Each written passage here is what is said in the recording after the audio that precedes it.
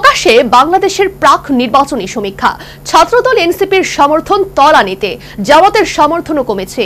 এগিয়ে বিএনপি, পিছিয়ে নেই হাসিনার নিষিদ্ধ দলও। আগামী বছরের ফেব্রুয়ারি মাসে বাংলাদেশের জাতীয় সংসদ নির্বাচন, এই ঘোষণা করেছে অন্তর্বর্তী সরকার। স্থায়ী সরকার গঠনের লক্ষ্যে সুষ্ঠুভাবে ভোটের জন্য সব রকম প্রস্তুতি নিচ্ছে সে দেশের নির্বাচন কমিশন। রাজনৈতিক দলগুলিও প্রচার নিয়ে তৎপর। ফেব্রুয়ারির ভোটে জিতে কারা ক্ষমতা দখল করবে এ নিয়ে জনমতের উপর ভিত্তি করে সমীক্ষার ফলাফল প্রকাশ্যে আনলো এক বেসরকারি সংস্থা।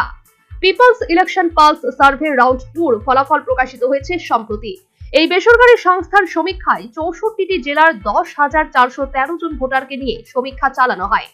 সেপ্টেম্বরে সমীক্ষার ফলাফলে দেখা যাচ্ছে বাংলাদেশে ভোটের ময়দানে এগিয়ে বিএনপি। 41.30% জনতা বিএনপিকে ভোট দিয়ে সরকারে আনার ইচ্ছা প্রকাশ করেছে। মার্চে এই হার ছিল একটু বেশি, 41.70%। জামাত ই ইসলামের ক্ষেত্রে এই হার মার্চে ছিল 31.60%। সেখান থেকে এবার আরো কমে তা দাঁড়ায় 30.30%।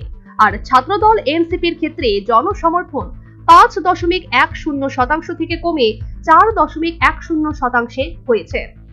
জনতার কাছে সমীক্ষক সংস্থার প্রশ্ন ছিল, রাজনৈতিক কর্মকাণ্ড নিষিদ্ধ হওয়া আওয়ামী লীগ ভোটে অংশগ্রহণ করতে না পারলে তাদের প্রতি সমর্থন কোন দলে যাবে।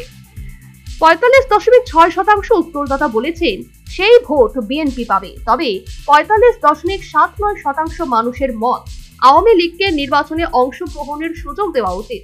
আবার 45.58% বক্তব্য তার আগে বিচার হওয়া দরকার। Bureau report, news vanguard.